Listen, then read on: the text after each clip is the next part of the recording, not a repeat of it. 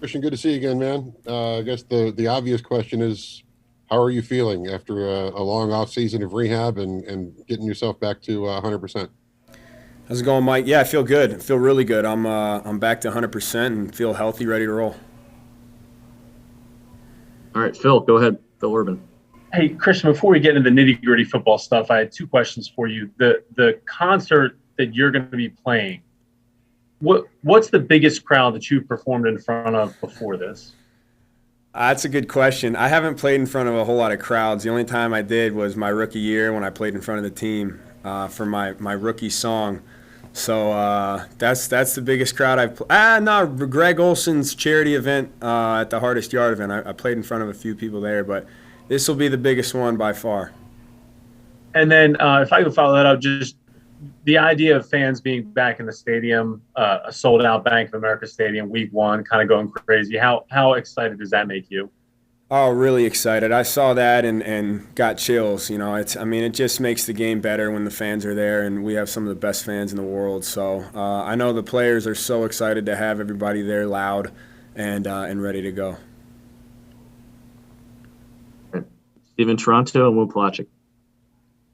Hey, Christian, you're going to be driving the pace car at the Coca-Cola 600 this Sunday. Can you just talk real quickly about how that came together? And I know you know a couple of drivers, so have they been goading you on about that? And by the way, for your knowledge, the track record there is 198 miles an hour. I don't know how fast you're planning on going. Dang. I haven't got a whole lot of briefing on it. I don't know how fast I'm supposed to be going. If there is a record, I'll try to get there. Barring I don't crash it. I don't want to be the only one to do that. I've heard the pace cars never crash, so if I can get through it healthy, I'll be happy.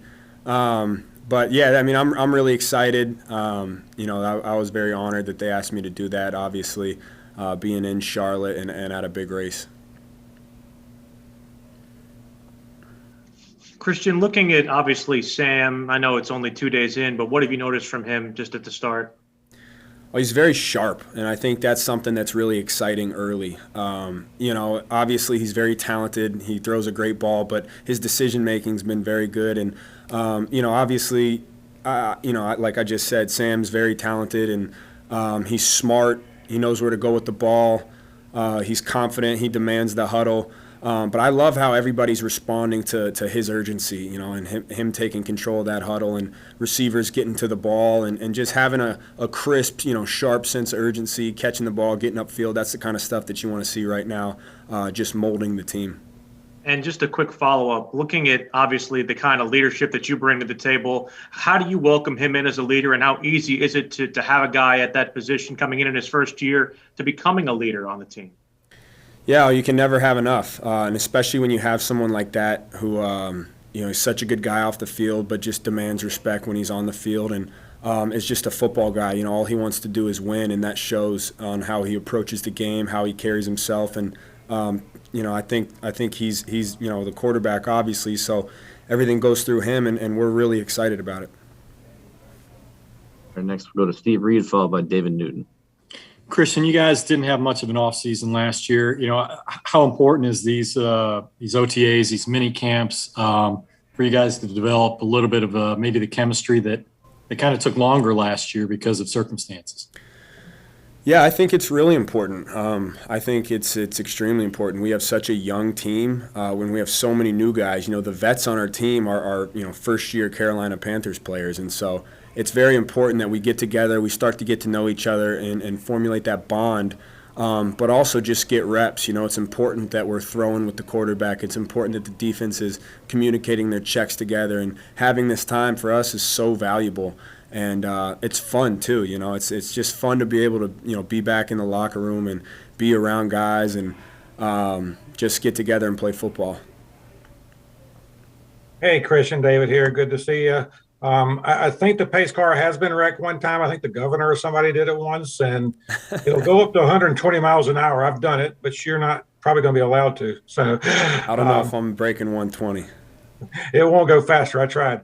My question to you is, after Cam, they moved on from Cam. Everybody talked about you being the face of the organization. And last year, you really never got a chance to get into that with, the pandemic and with your injuries and all that.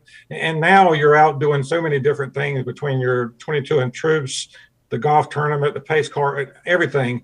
What's it mean to you to have this chance now? And what's it like to get out there and be able to do all these things again? Oh, well, I like, obviously there's players and that fans like and everything, but football is such a team game, and it always will be. It's the most team game that gets the most individual attention. I mean, running back can't score if the O lineman doesn't block, and guys, DBs don't get a lot of picks unless there's a good pass rush, and so. For me, I enjoy doing stuff in the community because it's fun. And, I think it's our obligation to give back to the community. And, with my foundation and with all the fun stuff we have going there, it's a great way to use my platform to have a positive impact on the world. And I know a lot of my teammates do the same stuff, and a lot of our coaches do the same stuff. And so I think it's really fun to do, and it's honestly an honor. Helping out veterans is something that I take a lot of pride in, and, finding the right places and the right things to do to help. So for me it's an honor, and you do stuff like the pace car and like the concert to promote that stuff, and that's what makes it so fun. Being in Charlotte, being around fans, getting out in the community and getting to know everybody, that's a lot of fun for me, so I enjoy that stuff. I want to follow up too. I know you kind of teased us a little bit with that 5 jersey last week on social media. Where do you stand with that? Plans to change? It won't be this year. We'll see. I haven't made my mind up. That's a number that means a lot to me. It's for sure, for a lot of personal reasons. But I'm sticking with 22 this year. I think it'll be a good check to change this year. So, but we'll see. I mean, you never know. Like I said, I have no yes or no answer. I have no idea. But I know this year I'm 22. You checked on the price then? Yeah, checked on the price. Thanks. Let's go ahead and go to Joe and then Elena, please. Hey, Christian, you were with Sam out in California pretty shortly right after he was traded. What is your background with him? Did you have one? And what were your impressions from those early workouts? Yeah, Sam and I go way back, to playing against him when I was at Stanford and he was at USC. And, I just remember always our defense talking about how good he was in college, and following his career. And just every time I go out to California, there's a good group of guys who go out there and throw. And so I've had the opportunity to throw with him a few times. And he's such an easy guy to be around. He's so laid back. He's such a great person, and such a good player too. When he's out there throwing, he's calm, he's collected, but he has a great sense of urgency to him as well. And it shows on the field. And like I said, he just wants to win. And that's I think the main thing you should want in a quarterback is somebody that wants to win games and do it however he can. Wanted to ask you too, you mentioned Greg in the hardest yard. Have you had a chance to talk to him yet about TJ? And are you all as a team going to do anything? I don't know what you might.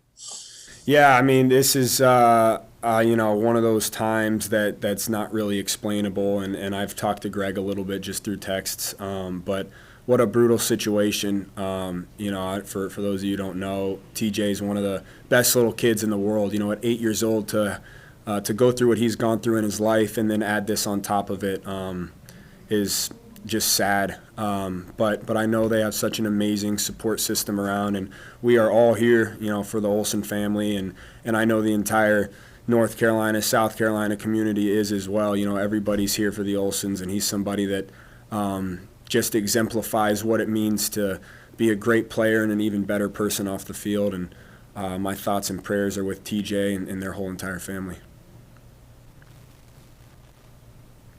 Hey, Christian, sorry to kind of switch avenues now, but I was curious. I know you have your workout in the off season and all that, but I was curious, after all the injuries and everything last year, is there any way you're approaching like team practices and like these OTAs and training camp differently just based on your experience last year? No, the last thing you should do, whenever bad stuff happens is overcomplicate and overthink. I've been playing football since I was 7. I've had a lot of success in my career. I've never missed a game in my life until last year, and it just sometimes it happens. You know, it's happened with players that play 25 years in the league. It happens with, perennial All-Pro Hall of Fame quarterbacks have missed years. Running backs have torn ligaments and came back and been the MVP of the league. And it's just something that happens that I just think gets talked about a lot because it's something to talk about. But I'm just sticking to my P's and Q's. You know, I know how to play this game at a high level, and I know how to train. I know how to take care of myself. Sometimes you just get unlucky. And, as much as I would have loved to prevent those, sometimes it's hard and sometimes freak stuff happens. But I'm completely moved on to this year. I feel great. My mind's good. My body's even better, and I'm fired up. How do you do that? How do you not think about that when you're going back? Is that something you just push to the side, or obviously because it affects you all year? I know they were a fluke or whatever, but how do you kind of push that to the side? You just get out there and go. You know, there's no thinking. There's just doing. You know, football to me it's a meditation. You know, when you're out there, you're not thinking ever. You're just using your God-given talents to be the best player you can be. And the more you think, the worse you play. And so for me, it's just going out there and being mindless and having fun playing football with my teammates. All right, guys, we're getting tight on time, so we'll do these last two. Mike Solarte, and then finish off with Jonathan Alexander. Thanks, Ryan. Christian, kind of following on that, did last year and everything that you went through kind of give you a deeper appreciation for how much you love this game? I mean, because it was taken away from you by being unlucky. Yeah, I've always appreciated the game. I've never taken it for granted or not loved it. But when you don't play and you have to sit back and watch, it definitely gives you an extra fire for sure. You know, there's nothing that I love more than playing football. You know, I believe it's what I was born to do, and it's what I love to do. And not being able to do that's very tough, you know, especially when your mind feels like you can, but your body won't let you. And I feel great now, so I'm so excited for this year, and I know everybody else is. Our team's fired up, and we all feel good, and we're ready to go. Hey, Christian. Hope you're doing well. Glad to see you back. I'm just curious. Did you have any thoughts on the change from grass to turf, and what is the difference for a running back? You know, you can't think about it too much. You know, there's positives and negatives to both. You know, it's not going to affect whether or not we win or lose. I know that, and so at the end of the day, it doesn't matter too much to me. Turf is faster, and sometimes our grass, you know, as much as guys love grass on the joints and all that, you know, like I said, there's positives and negatives to everything. So for me, it is what it is. I'm going to go out and play fast regardless.